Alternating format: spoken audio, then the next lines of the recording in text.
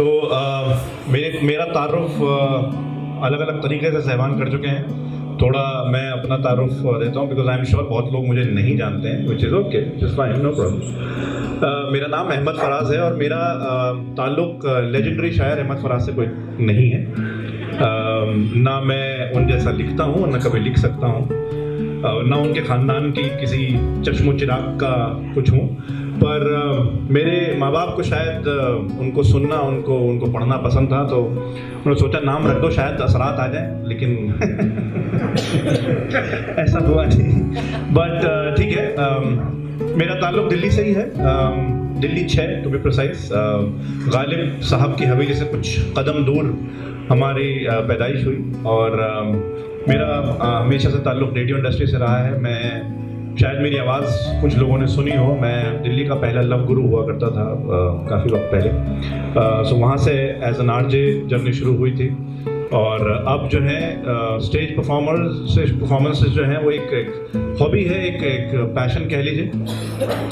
मैं शायर नहीं हूँ, मैं आपको पहले बता दूँ। मैं अगर कुछ लिखता हूँ तो या तो ख्याल होते हैं या कहानियाँ होती हैं, और आज भी एक मिक्स लेके आया हूँ। पहले कुछ ख्याल पढ़ूंगा आप लोगों के लिए ताकि सबकी तवज्जो मेरी तरफ हो जाए। जो लोग मोबाइल पे हैं वो मोबाइल छोड़ के मेरी तरफ देखने लगें, बाकी लोग भी मेरी तरफ देखने लगें, और जो खाना खा रहे हैं वो खाते खाते मुझे देखने लगे, जो पी रहे हैं वो पीते पीते मेरी तरफ देखने लगे। तो पहले कुछ ख्याल पढ़ूंगा, उसके बाद जब सबकी तवज्जो मेरी तरफ हो जाएगी फिर कहानी सुनाऊंगा, क्योंकि मेरा ये मानना है कहानी सिर्फ सुनी नहीं जाती, महसूस की जाती है। और मेरी कोशिश हमेशा ही रहती है कि अपनी कहानियों में मैं आपको लेके चलूँ। एक तखल्लुस है, मैं उससे शुरुआत करूंगा कि किताबों के पन्नों को पलट के सोचता हूँ, यूं पलट जाए जिंदगी तो क्या बात है। किताबों के पन्नों को पलट के सोचता हूँ, यूं पलट जाए जिंदगी तो क्या बात है। मतलब से तो सब ढूंढते हैं मुझको, बिन मतलब कोई बुलाए तो क्या बात है। और अपने रहने तक सबको खुशी दूंगा मैं, अपने रहने तक सबको खुशी दूंगा मैं। खुशी किसी को मेरी मौत से मिल जाए तो क्या बात है। कुछ छोटे छोटे ख्याल हैं, ख्याल जो है ना याद नहीं होते, तो इसलिए लिख के लाए हैं। तेरे यादों को माजी में छोड़, हर पुराना जख्म मेरा भर आया, ऐसा लगा था मुझे। तेरे यादों को माजी में छोड़, हर पुराना जख्म मेरा भर आया, ऐसा लगा था मुझे। कुछ यादों को सहन के संदूक में बंद कर, उस संदूक को कहीं छोड़ आया, ऐसा लगा था मुझे। न किसी को खबर न किसी को पता, मेरे दिल का हाल सिर्फ तू समझ पाया, ऐसा लगा था मुझे। मेरा दिन मेरी रात मेरा हर एक पल सिर्फ तुझसे था, पर मैं ये ना समझ पाया कि सिर्फ ऐसा लगा था मुझे। अपनी औकात पे आ जाते हैं, कहानी पे आ जाते हैं। तवज्जो आ गई है थोड़ी सी। कहानी कुछ इस तरह से है। कहानी का थोड़ा सा पहले मैं आपको एक बैकग्राउंड बता देता हूँ। कहानी जब आप ये सुने तो उसको कोशिश करिएगा, अगर आंखें खोल के नहीं तो आंखें बंद करके उस जगह पे जाने की। ये कहानी कुछ गलियों की, कुछ पुरानी यादों की, कुछ महबूब की, कुछ रिग्रेट्स की, कुछ गिल्ट की कहानी है। गली के कोने पे खड़ा मैं उस संकरे से कूचे को देख रहा था। अंधेरी गलियों का वो कूचा, और उस कूचे में लगा वो लैंप पोस्ट। बड़ी बेनूर बेदरंग सी रोशनी दे रहा था वो लैंप पोस्ट। ऐसा लग रहा था रोशनी भी किराए की ले रहा है। एक वक्त था जब इस लैंप पोस्ट ने न जाने कितनी मोहब्बतों को मुकम्मल होते देखा है, न जाने कितने बच्चों को पढ़ने का सलीका समझाया है, न जाने कितने चचाओं के अखबार को रोशनी दी है। और आज देखो इस लैंप पोस्ट को बड़ा बुझा बुझा सा लगता है। मैं इस संकरे से कूचे पे उस लैंप पोस्ट को देख के अपने उस बचपन को याद कर रहा हूँ, जब इसके इर्द गिर्द हम खेला करते थे। इस कूचे में एक तरफ से दूसरी तरफ भागा करते थे। वो मेरे दोस्त पकड़म पकड़ाई जब खेला करते थे, पीछे से आके कोई थप्पा बोलता था उस बचपन को याद कर रहा हूँ और एक शर्मिंदगी सी है, क्यों इतने साल लगा दिए यहाँ वापस आने में, क्यों इतना वक्त लगा दिया इस कूचे पे जहाँ सारा बचपन गुजरा था। उसी कूचे पे एक घर के नक्काशीदार दरवाजे के सामने खड़ा हूँ। एक वक्त था जब ये दरवाजे बड़े खूबसूरत हुआ करते थे, आज दीमक निकल गई हैं इनको, बड़े बदनूर से हो गए हैं ये दरवाजे। उन गारत पड़े दरवाजों पर जब मैंने दस्तक दी तो अंदर से एक धीमी सी आवाज आई, कौन? आती हूं, सब्र करिए जरा। मैं आवाज पहचान गया था, ये आवाज खाला की थी। एक वक्त था जब खाला की खूबसूरती पूरे मोहल्ले में मशहूर थी। जब बाहर निकला करती थी तो लोग शायरी लिख दिया करते थे उनके हुस्न के लिए। और खाला ने जब हमें पाला, जब हमें हमारी तरबियत की, वो तरबियत शायद आज इस मुकाम पे लेके आई है कि हम जिंदगी में सक्सेसफुल हैं। खाला की आवाज़ सुन के मेरे जहन में बहुत सारी यादों का एक सैलाब सा आ गया था। दरवाज़ा खुला, खाला सामने खड़ी थी। उनके चेहरे पे वक्त के बहुत सारे निशान साफ नजर आते थे। उनकी आंखों में एक इंतज़ार था, उनकी हाथ में एक लालटेन थी। उन लालटेन मेरे चेहरे के पास करके मुझसे पूछा, कौन? आपकी तारीफ? खाला, मैं ज़ैद। ज़ैद? अब क्यों आए हैं आप इतने सालों बाद? खाला, ये मोहल्ला मेरा है, आप लोग मेरे हैं, मुझे आप लोगों से मिलना था। खाला, कैसी हैं आप? खाला ने कोई जवाब नहीं दिया। खाला बस दरवाजे से हट गई और मुझे अंदर आने का इशारा किया। मैं अंदर आया तो अंदर की रोशनी एक पीली सी धूप ओढ़ के बैठी हुई थी। वो जगह जहाँ खालू बैठ के अखबार पढ़ते थे, वहाँ एक बुक शेल्फ रखा हुआ था। आंगन जो है पहले से कुछ छोटा हो गया था और दीवारों पे उम्र के क्रैक्स नजर आ रहे थे। ये घर भी खाला की तरह बूढ़ा हो चुका था। वो कमरा जिसमें हम बैठ के खालू से कहानियां सुना करते थे, बंद पड़ा था। शायद अंदर कबाड़ था। खालू की कमी इस घर में महसूस कर सकता था मैं। और वो कमरा जो उसका था, मैं उस कमरे की तरफ नजर गड़ा के बैठा हुआ था और मेरी हिम्मत नहीं थी मैं खाला से उसके बारे में पूछूं। तो मैंने बस बात आगे बढ़ाने के लिए बोला, खाला और सब खैरियत? उन्होंने बड़ी हसरत भरी निगाहों से मेरी तरफ देखा और मुझसे बोला, ज़ैद, शायद आपको इल्म नहीं है। किस बात का खाला? वो तुम्हारा इंतजार करते करते चली गई। खाला का ये बोलना था और मेरे हलक में मेरे अल्फाज लुढ़क के गिर गए थे। मुझे नहीं समझ में आया कि मैं क्या जवाब दूं। ये बात हो रही थी जूनी की, वो जूनी जो एक वक्त पे मुझसे बेपनाह मोहब्बत किया करती थी, मैं उससे बेपनाह मोहब्बत किया करता था। खाला की मुंह बोली बेटी थी, इसी घर में रहती थी, उसके बहाने इस घर में आया करते थे। खालू से दोस्ती करी थी, खाला की तरबियत ली थी सिर्फ उसके लिए। और फिर अचानक मैं जूनी को छोड़ के क्यों चला गया? सिर्फ इसलिए कि मुझे एक बड़ा राइटर बनना था, मुझे सक्सेसफुल होना था। खाला, क्या आपने उसको मेरा इंतजार करते हुए देखा था? मैं बोला, हाँ। अभी तक मुझे ये नहीं समझ में आया था कि जूनी नहीं है मतलब कहाँ है। क्या मैं उसको ढूंढने जाऊं, वो मुझे पता लग जाए कहाँ है तो मैं उसको अपने साथ लेके जाऊंगा। अब क्योंकि जो मैंने चाहा था वो सब मुझे मिल गया था, तो अब सिर्फ जूनी की कमी थी। कहाँ है मेरी जूनी? खाला, मुझे जूनी से मिलना है। खाला ने एकदम मुड़ के मेरी तरफ देखा। ज़ैद आपको भूला, जूनी नहीं है। हाँ तो खाला कहाँ है मुझे बताइए ना, मैं जूनी को लेके आऊंगा। खाला, ज़ैद वो इंतजार वो इंतज़ार ज़ूनी की ज़िंदगी का आखिरी इंतज़ार था। तुम्हें शायद उसने ख़त बहुत लिखे, तुमने एक का भी जवाब नहीं दिया। वो हर ख़त के बाद ये सोचती थी कि अब शायद तुम उसका जवाब दोगे, क्योंकि तुम बोल के गए थे कि कुछ वक्त के लिए ही तो जा रहा हूँ।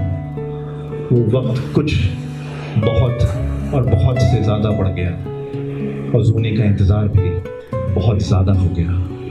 और एक वक्त के बाद ज़ूनी ने ज़िंदगी का और ज़िंदगी ने ज़ूनी का हाथ छोड़ दिया था। मैंने जब ये सुना तो मेरे पैरों तले ज़मीन निकल गई थी। मेरे आंसू बहना चाहते थे, मैं रोना चाहता था, पर सब सूख चुका था, क्योंकि ये सब मेरी वजह से था। एक वक्त जब मैं अपनी जिंदगी एक कागज पे रंग बिरंगे कलमों से लिखना चाहता था, आज उस कागज पे किसी ने काली स्याही फेंक दी थी। मेरी जिंदगी भी कुछ इस तरह से हो गई थी। मुझे नहीं समझ में आ रहा था कि ये सब जो मैं जिसके लिए गया, अब उसका क्या करूंगा। हर वक्त ये सोचता था कि बस कुछ दिन और शहर में बिता लूं, कुछ और काम कर लूं, फिर वापस जाके उसको लेके आऊंगा। पर वक्त शायद कम पड़ गया। मैंने कभी सोचा नहीं था कि ज़ूनी के लिए, मेरे लिए, हमारे लिए वक्त की कमी हो सकती है। काश जब पहली बार मुझे उसका ख्याल आया था जाने के बाद, काश उसी दिन मैं वापस आके उसको ले जाता। काश अब सिर्फ काश रह गए थे मेरे पास, क्योंकि ज़ूनी नहीं थी। खाला ने मेरे कंधे पे हाथ रखा, तब मुझे होश आया कि मैं कहाँ पहुंच गया था। खाला ने बोला, ज़ूनी नहीं है बेटा, अब तुम भी यहाँ रह के क्या करोगे। ज़ूनी की यादें अपने साथ समेट रखी हैं मैंने। न जाने कब मैं भी ज़ूनी के पास चली जाऊंगी। जिस काम के लिए तुम गए थे तुम उसको करो, पर अब वो काम करने का मन नहीं था मेरा। मैंने सोचा कि ज़ूनी के साथ जी तो नहीं पाया, पर ज़ूनी के जाने के बाद शायद ज़ूनी की तरह तो जी सकता हूँ ना। ज़ूनी के मकान में रह सकता हूँ, ज़ूनी की यादों को जिंदा रख सकता हूँ। उस दिन से मैंने अपनी ज़िंदगी ख़त्म करके ज़ूनी की ज़िंदगी जीनी शुरू करी थी। Thank you so much. अब क्योंकि वक्त हमें नहीं बोला गया है कितना है, और मैं तो वैसे भी चीफ गेस्ट हूँ, सो एक कहानी और अगर सुनना चाहें, अगर इजाज़त हो तो, थोड़ी सी मतलब ऐसी सैड नहीं है, थोड़ी सी वो है। अगर इरशाद नहीं भाई, कहानी है, आके बैठ जाए तो सफ़र अच्छा गुजर जाएगा। ये दुआ बड़ी दिल से निकलती है कि अगर विंडो सीट ली है, कोई आके अगर बोल they can I sit on the window seat, तो मैं उसकी सीट झट से ले लूंगा, भाई तो बैठ जाओ मेरे बगल में। पर ऐसा होता कम है। ये बात है जब मैं लखनऊ, थोड़ा मेरा आना जाना ज़्यादा था काम के सिलसिले में। नई दिल्ली रेलवे स्टेशन से मैं ट्रेन लिया करता था, सुबह की ट्रेन थी, और लखनऊ कुल 5 घंटे में पहुंचा दिया करती थी। तो एक दिन ऐसा ही हुआ काम के सिलसिले में। एक तो सुबह की ट्रेन, साहब सुबह का उठना जो है ना मुझसे बर्दाश्त नहीं होता है, पता नहीं क्यों सुबह नहीं उठा जाता, लेकिन सुबह की ट्रेन पकड़नी है तो सुबह उठना पड़ेगा और फिर प्लेटफॉर्म पे भागना पड़ेगा और भाग के लेनी पड़ेगी।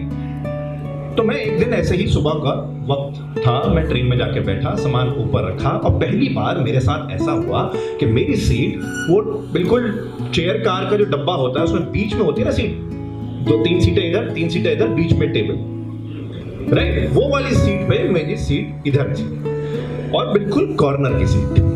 मैंने सामान ऊपर रखा, मैं बैठा और मैंने कहा भाई लखनऊ तक 6 घंटे की नींद तो हो ही जाएगी, सो जाऊं। मैंने आंखें कर ली बंद। ट्रेन चल पड़ी। नई दिल्ली रेलवे स्टेशन से अगला स्टेशन गाजियाबाद पे रुकी। अब रुकी तो झटका लगा तो मेरी आंख खुल गई। आंख खुली मेरी और मैंने क्या देखा, एक खूबसूरत सी लड़की इसी सीट की तरफ चलती भी आ रही। वाह खुदा, अंदर से दुआ निकली, या अल्लाह मेरे बगल वाली सीट ले ले, या अल्लाह मेरे बगल वाली सीट ले ले। और इत्तेफाक देखिए, बगल में तो नहीं, सामने आके बैठ गई। और मैंने कहा भाई आज तो दुआ कबूल कर दे, आज तो मांग लो जो मांगना है। तो मैंने उसके बाद मांगा कि अल्लाह बस बातचीत हो जाए। खैर उसको घूरने में और उसको देखने में ये भूल गया कि वो अकेली नहीं आई है, उसकी मम्मी भी साथ है। तो जब मैं उसको घूर रहा था, उसकी मम्मी मुझे घूर रही थी और उनका बस नहीं चल रहा था, कमबख्त ट्रेन से बाहर निकालूं मेरे बेटे को घूरा। तो जब मैंने उनकी मम्मी को देखा तो मैं जरा नजरें झुका ली। अब उसने मुझे चोरी चोरी देखते हुए देख लिया था और उसने हल्के से बाल पीछे करके जो मुस्कान दी है, उफ, मेरा सफर अच्छा कटने वाला था, ये मुझे पता था। अब बेचैनी ये थी कि नाम तो पता करें, बात तो करें। खैर इशारों में थोड़ा सा बात करने की मैंने कोशिश करी। वो कैसे कि मैंने उसको एक बुक पढ़ते हुए देखा। वो बुक इत्तेफाक से मेरे पास भी थी। मैंने भी वो बुक निकाली, मैंने भी बुक पढ़नी शुरू करी। हालांकि मेरी पढ़ी हुई थी, पर दिखाने में क्या है साहब, बुक खोल के मैंने पढ़नी शुरू करी। बहाना मिला, लेकिन अम्मी मेरी तरफ ही देख रही थी। तो अम्मी के सोने का इंतजार था। अम्मियां अक्सर ट्रेन में सो जाया करती हैं, ट्रेन जरा ऐसे झुकाती है ना, तो अम्मियां अक्सर ट्रेन में सो जाया करती हैं। और वही हुआ, अम्मी उसके कंधे पे सर रख के सो गई। फिर क्या था, हम तो शेर बन गए। अब इशारे में बात हुई कि सेम बुक सेम बुक या आपका नाम। तो उसने अपना नाम किरण बताया। कैसे बताया, वो जो हल्की सी रोशनी अंदर आ रही थी ना खिड़की से, उस पर इशारा करते हुए उसने अपना नाम किरण बताया था। मैंने भी उसी खिड़की से बाहर इशारा करके अपना नाम सूरज बता दिया था। हालांकि था नहीं, बट क्या है ना कि सूरज और किरण का मिलन है। तो सूरज बता दिया था। वो शायद समझ गई थी कि मैं भी नाटक कर रहा हूं, पर जब वो मुस्काई तो मेरे लिए वही बात था। अब थोड़ा सा कॉन्फिडेंस आ गया था क्योंकि नाम पता लग गए थे, सूरज और किरण। अब बात आगे बढ़ानी थी। बात आगे बढ़ाने का वक्त आया तो ट्रेन अचानक से रुक गई, और रुकी तो झटका लगा और अम्मी उठ गई। हम फिर से अजनबी हो गए क्योंकि उसके उन अम्मी के सामने तो ना इशारा कर सकते थे ना बात कर सकते थे। इत्तेफाक देखिए कि जो स्टेशन अब आया था, मेरे बगल वाली सीट खाली हो गई। जो साहब यहाँ बैठे थे उठ के चले गए। अब मैं इशारा कर रहा था कि किसी तरह यहाँ आके बैठ जाए अगर तो बस अल्लाह, लेकिन अम्मी के सामने कैसे। इत्तेफाक देखिए कि उसकी अम्मी के बगल की सीट भी खाली हो गई थी। दो लोग उठ के चले गए थे। अब मैंने कहा अम्मी के बगल में बैठ के क्या करूंगा, उधर की सीट खाली होती तो मतलब अगर इधर खिसक जाए किसी तरह से तो खैर वो तो मुमकिन था नहीं। यही सोच में मैं मगन था कि मैं किसी तरह उधर बैठूं या इनको इधर बैठाऊं कि अचानक उसी स्टेशन से दो और आदमी चढ़े और उस पर बैठ गए। फिर से वही सिलसिला शुरू था। ट्रेन थोड़ी आगे बढ़ी, अम्मी फिर सोई। अब के उसने थोड़ा ज्यादा इशारा किया और मुझे बोला कि मैं डब्बे के आखिर में जा रही हूँ, आप वहां आ जाइए। ओह, ये तो कमाल हो गया था। आज तो वाकई दुआ कबूली का दिन था भाई। अब तो बात होने वाली थी, नंबर एक्सचेंज होंगे, क्योंकि अब जब लखनऊ आ जाएगा ये अपने रास्ते, मैं अपने रास्ते, आगे कैसे बढ़ेगी बात। तो नंबर तो लेना जरूरी था ना। डब्बे के आखिर में गए, वो कोने में खड़ी हुई थी। मैं पहुंचा, हाय।